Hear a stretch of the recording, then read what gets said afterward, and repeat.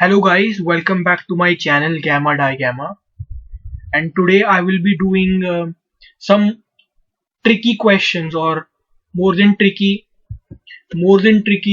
important questions. So let's get to it. So in the first question, I'll just mark it here.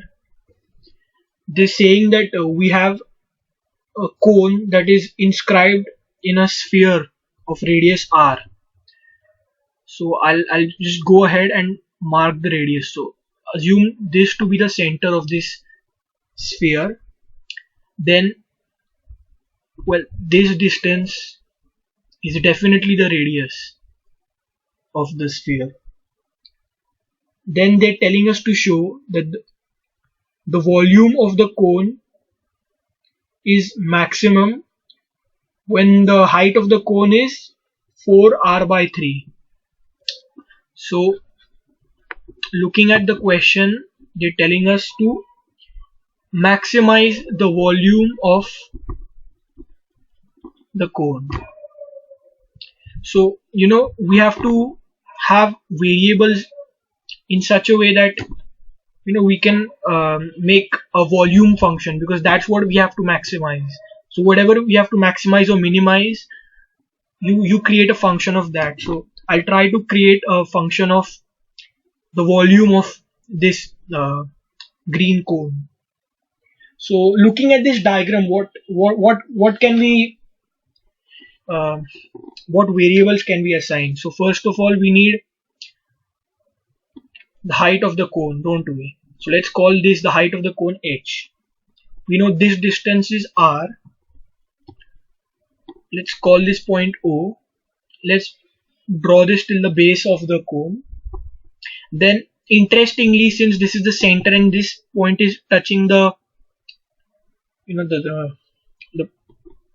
the periphery of the sphere, so even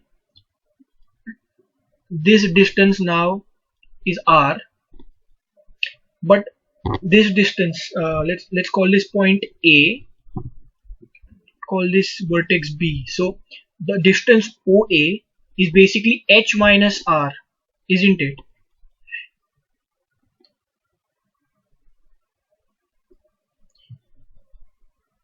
And this distance AB, which is basically the radius of the base of this cone, for now I'll call it small r.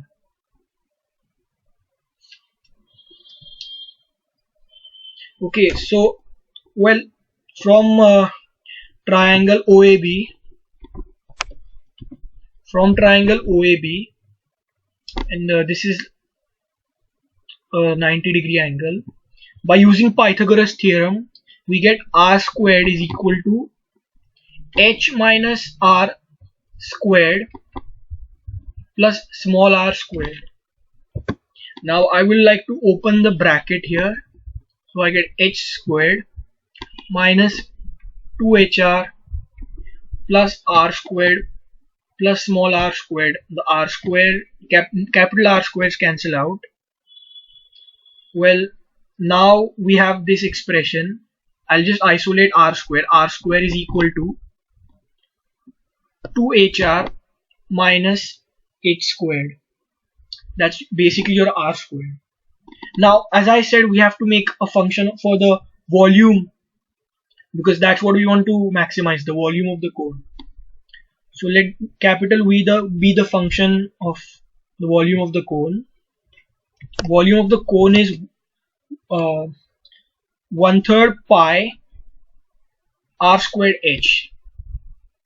Well, here the radius is small r, the height is h, so variables are like in their place. We don't need to make any extra substitutions, but for r we need everything in one variable, right? Because there's h and r, the volume depends on r and h. We need to make a substitution for either h or r. Now since we have this relation, I think it will be better to substitute for r squared. So 1/3 pi, instead of r squared we have 2hr minus h squared times h. Now I would like to open the bracket properly. So we have 2 pi capital R squared by 3 minus pi h cube by 3. And now for maximizing anything, we need to take the derivative and then equate it to 0, and you get a value of the variable, in this case h, for which the derivative is 0. And you know why this works? Because say you have a wiggly function like this. So what are the peak points? This is a peak point, this is a peak point, this is a peak point.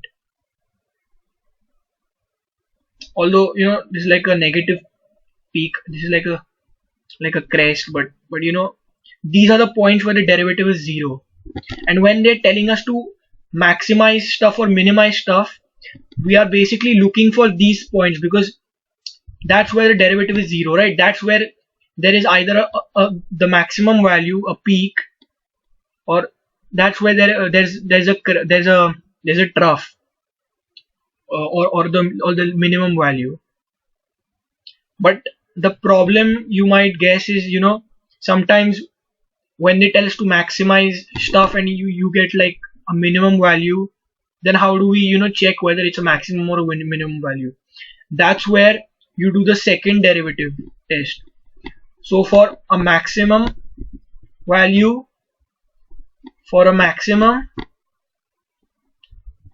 the second derivative is negative, because look at this, for a maximum there's like a concave down, right?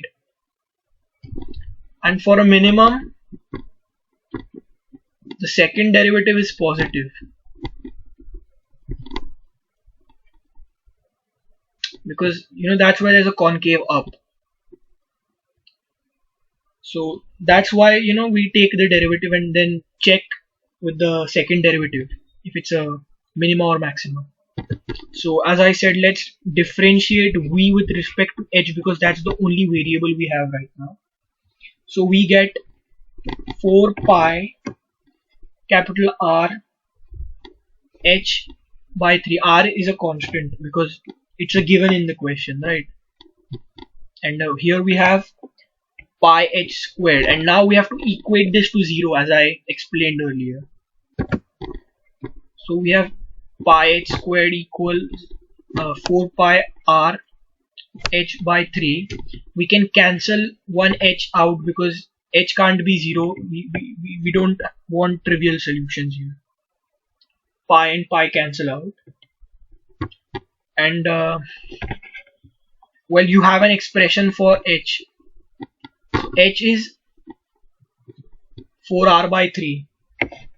But now to check whether this 4r by 3 is a point of maximum or minimum, we need to find the second derivative. So d2v by dh squared is equal to, well, derivative of h is just 1, so 4 pi r by 3 minus 2 pi h, and we need to find a second derivative at the point that we got for minima or maximum. So second derivative at h is equal to 4 r by 3.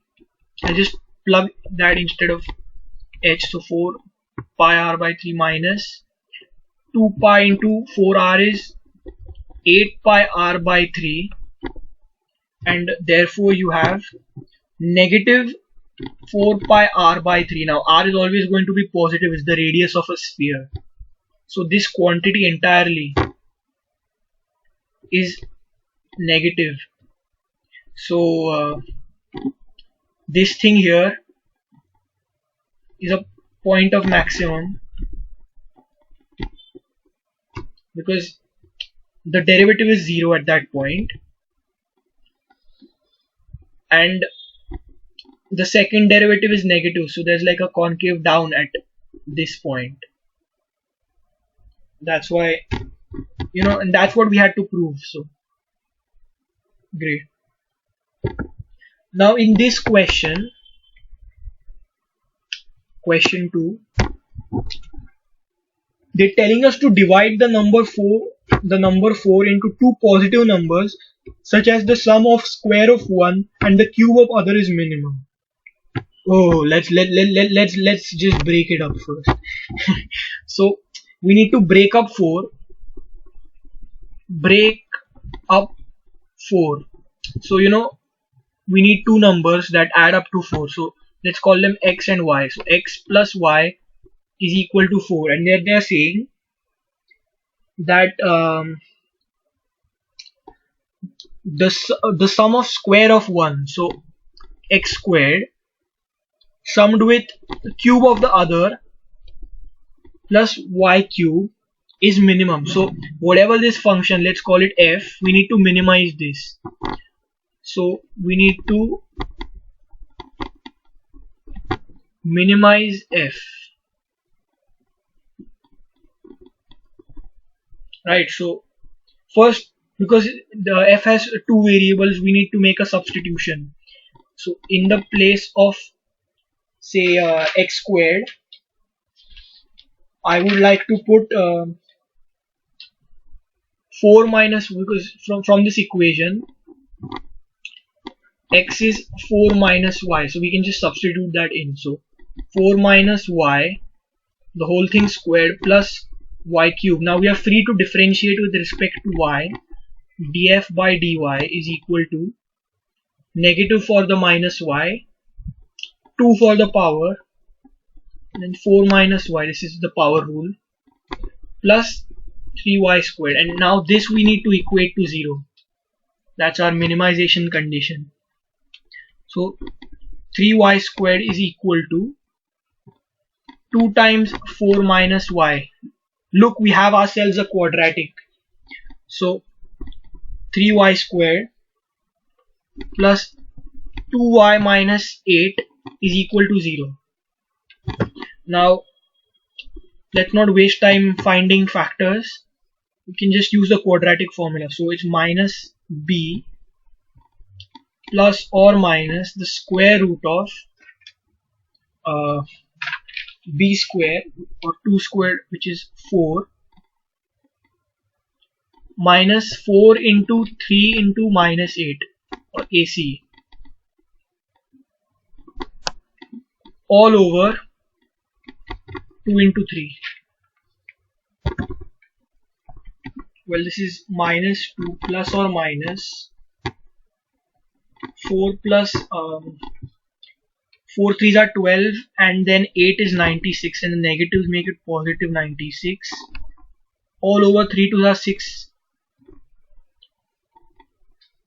And now we can't have a negative value, because see, 4 plus 96 is 100, and then square root of that is 10, so we can't have a negative 10, otherwise it will be negative 2, and negative 10 will make it negative 12, by 6 will make it negative 2. We can't have that, because both the numbers are supposed to be positive according to the question. So we'll just take the positive branch of it. Minus 2 plus 10 by 6, this will make it 8 by 6 or 4 by 3. So we got one number. Let's so we know that y is nothing but 4 minus x, because both the numbers should add up to 4. We can find x similarly, because well, 4 minus y is nothing but x. So x is 4 minus 4 by 3 will make it 8 by 3. So we have x and y. Now we just need to check whether these two are the points of minima by checking the second derivative at those points. So our derivative expression was df over dy was negative 2 4 times 4 minus y plus 3y squared. Now, differentiating it again with respect to y. So d2f by dy squared is nothing but you'll have another negative there. So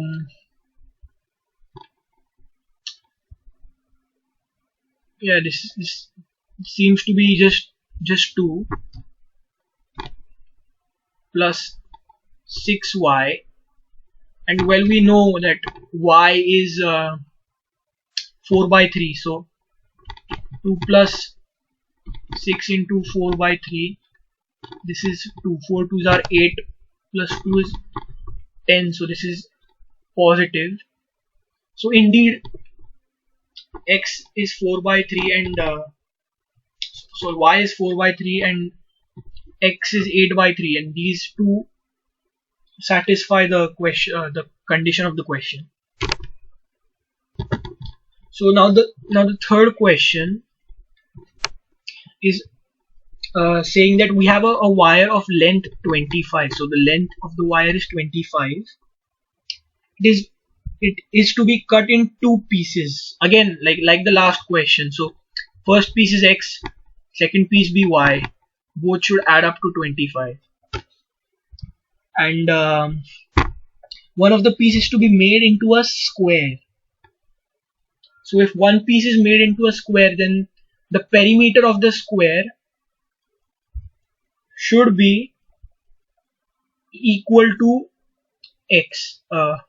Yeah, the perimeter of the square should be equal to x, right? Because that's the length that's being used to make to bend it into a square.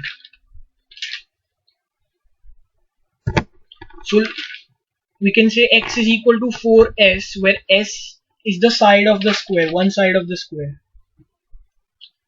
And similarly, they are saying that the other piece is bent into a circle. So, well, the circumference of the circle is y. So y is equal to 2 pi r, where r is the radius of the circle. And then they are saying that what should be the lengths of the two pieces so that the combined area of the square and the circle is minimum. So we need to minimize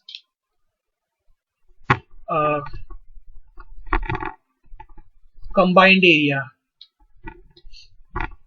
So area of square is s squared. Let's just call it function p. That's what we need to minimize. We need to minimize p. So the area of the square is s squared, and then the area of the circle is pi r squared. We have our substitutions here. So instead of s, we can just write x by 4. The whole thing squared is x squared by 16, and we can say that y is nothing but 25 minus x. So well, from this we have r is equal to y by 2 pi, and y is 25 minus x over 2 pi, the whole thing squared, because that's just the radius. I'll clean this up a bit. X squared by 16 plus is a pi, and pi squared, have a pi down. So then we have 25 minus x, the whole thing squared. 2 squared is 4 pi. Now differentiating it with respect to x for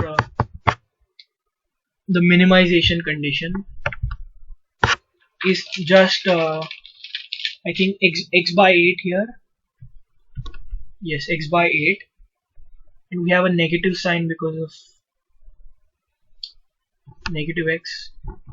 1 over 4 pi into 2 because of the power 25 minus x, that's the power rule, equated it to 0. Now so x by 8 is equal to 1 over 4 pi into 2 into 25 minus x. Now we need to isolate x badly. So 2 pi x by 8 is equal to 25 minus x. So this means when we just rearrange everything, x times pi by 4 plus 1 is equal to 25, and then finally x is 100 over pi plus 4, and since x plus y should be 25, by subtracting it we get y as 25 pi over pi plus 4. Now still you need to check if these two are the points of minimum, points where the combined area is minimum. So second derivative, so d2p by dx squared is basically differentiating with respect to x your derivative function. Your derivative function was basically x by 8 and minus 1 over 2 pi times 25 minus x. Yeah, that was your derivative function. X by 8 just becomes 1/8, and then this becomes plus because of the minus x, and you just have 1 over 2 pi. This thing will just go to 1, which is greater than 0. So these values of x and y that we obtained are points of minimum combined area.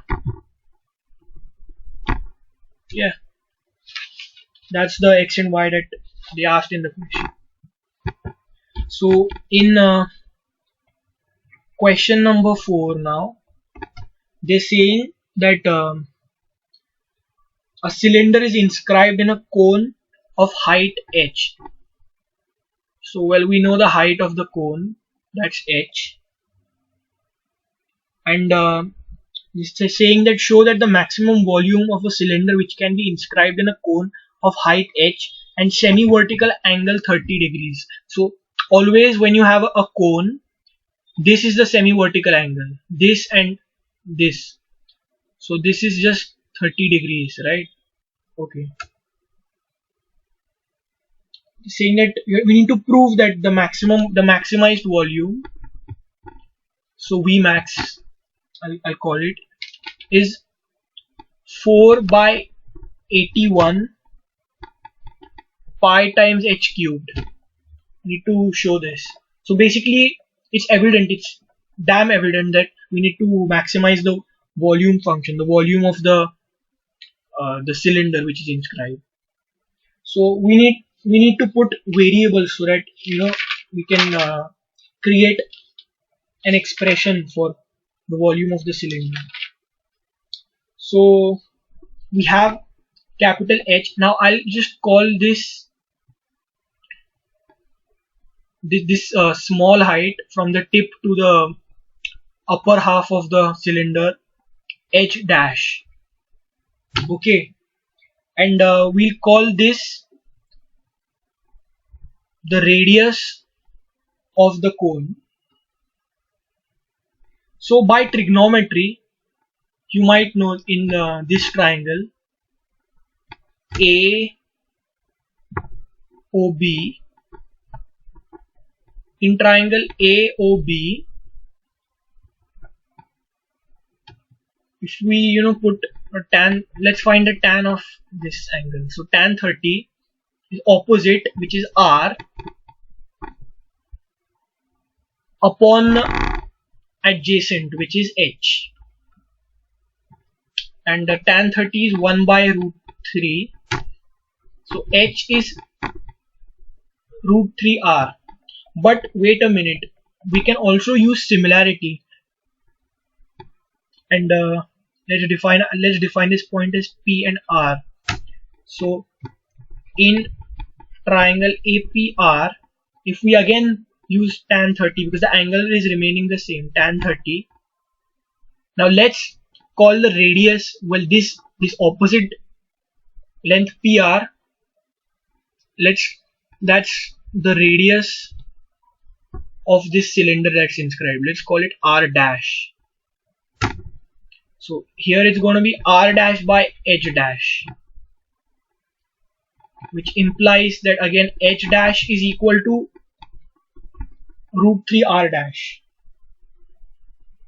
So I guess, yeah, we can, having all these variables in place and these equations, we can make any function V, and the volume of a cylinder is pi r squared h. But now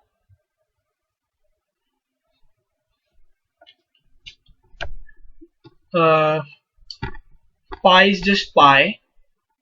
Instead of r squared, we have r dash squared, but for the height we have h minus h dash. H minus h dash, right? Because the total height minus whatever this small height was. Now h is a constant. We might want to substitute for h dash. So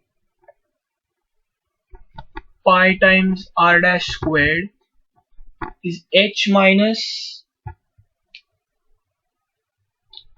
well, instead of h dash we have root 3 r dash.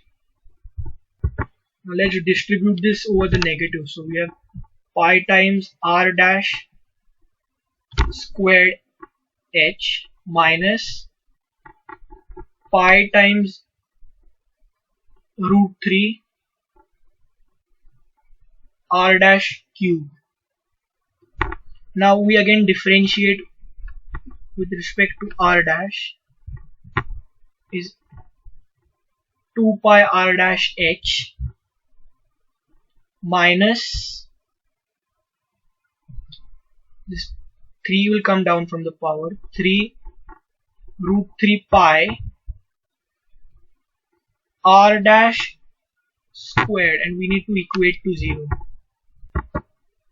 First off, we can cut one r dash from every term, and even the pi will go away. So pi r dash, find in one r dash from here. Finally we have 2h is equal to 3 root 3 r dash.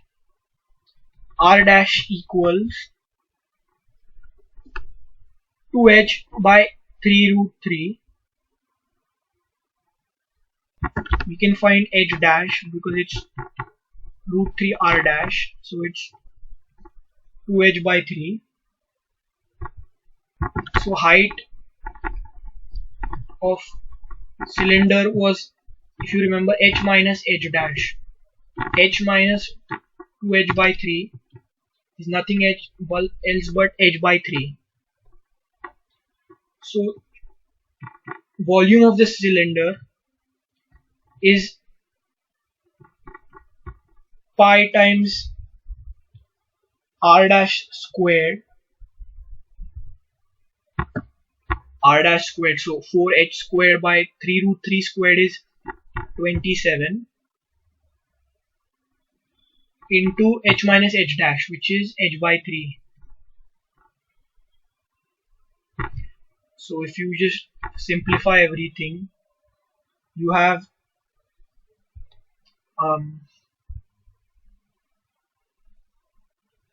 4 pi h cubed by 81.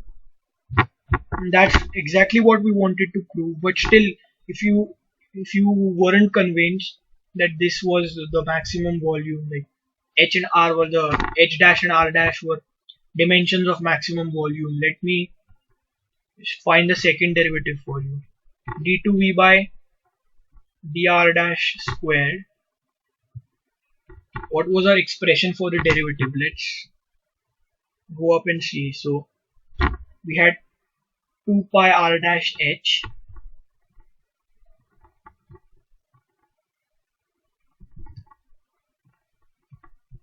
d over dr dash of this minus 3 root 3 pi r dash squared.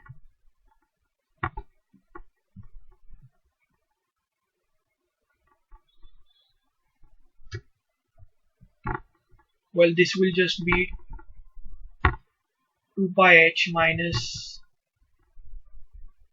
6 root 3 pi r dash, and r dash for us is 2h by root 3, 6 root 3 pi into 2h by 3 root 3.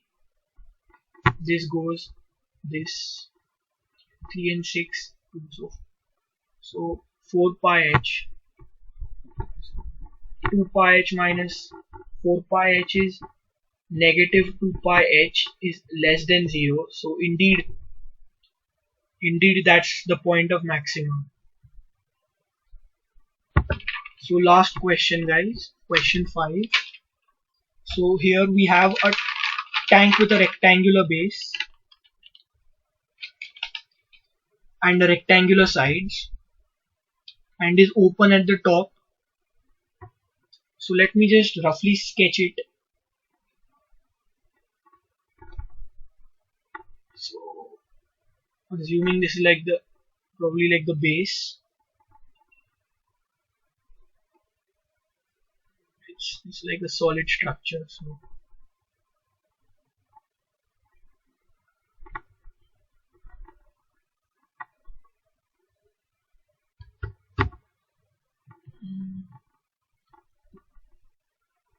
something like that. So yeah, we have the height h, we have this length and this breadth y. Okay, and interestingly they've said that the depth is 2 meters. So basically the height is 2 meters, right? Measuring from the top. And volume is 8 meters cubed. So volume of this is xyh is 8, h is 2, so xy equals 4.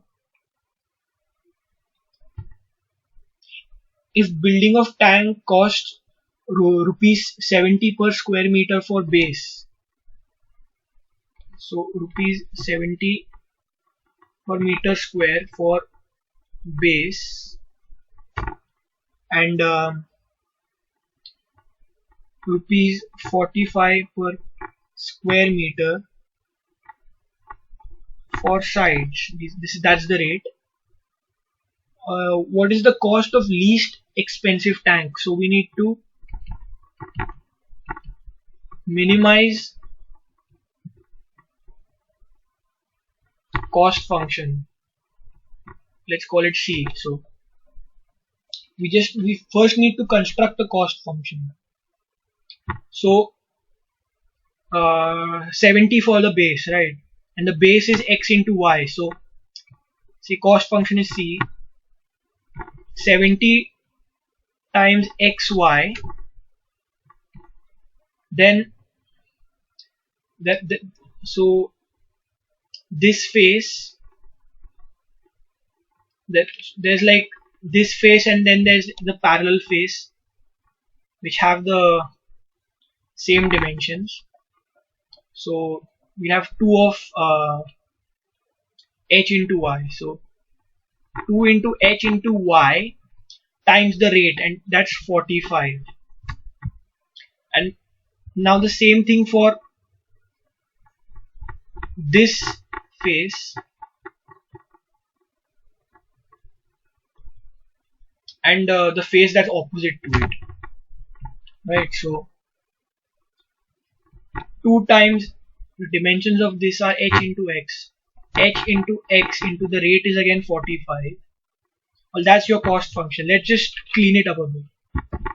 Now xy is 4, so 70 times 4 is 280, plus the depth was, height was 2, so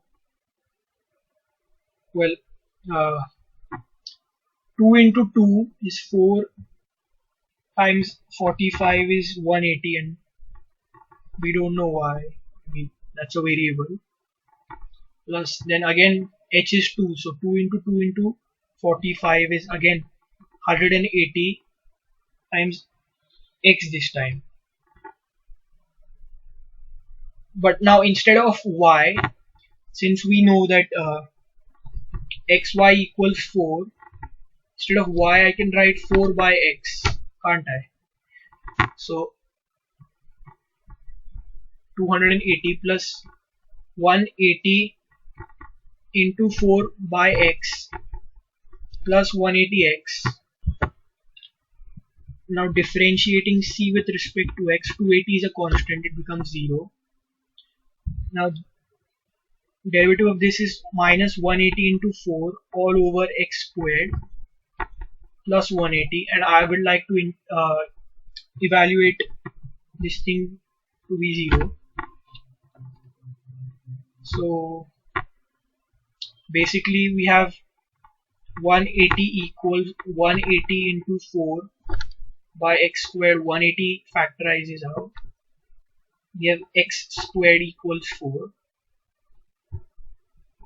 and since x can't be negative 2, it's a dimension, x has to be the positive 2. But since xy equals 4, y has to be 2, and still we need to show that the second derivative is positive because we have to minimize it, right? So yeah, so d2c dx squared is equal to d over dx of 180 into 4 negative 180 into 4 by x squared plus 180. I have a negative 2 on top, so that will just be 2 into 4 into 180 all over x cubed. This is 0. Well, x is 2, right? So d2c by dx squared at x equals 2 is nothing but 2 into 4 into 180 by 2 cubed, which is 8. 2 into 4 is 8. This cancels out. Finally we have 180, which is greater than 0. So x equals 2 is point of minimum. They're telling us to find the cost of the least expensive tank.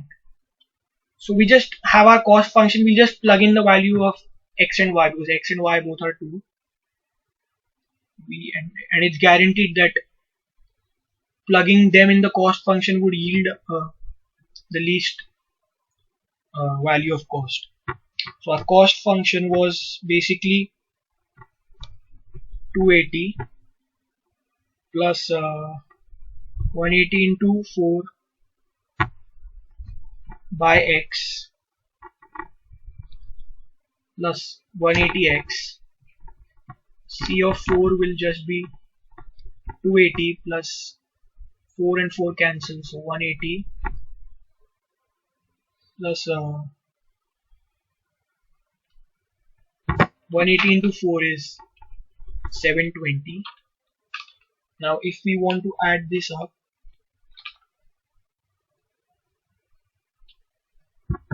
I'm sorry, so X, sorry, I'm really sorry, X is 2, so this will just be 360.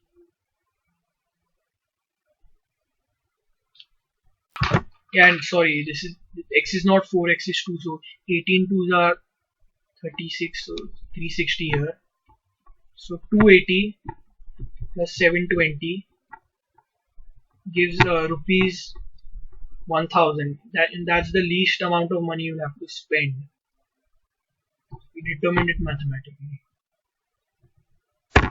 So that's it for this video, guys. Please like, share, and subscribe. If you have any doubts at all, please write in the comments, or you can reach out to me. And have a fabulous day.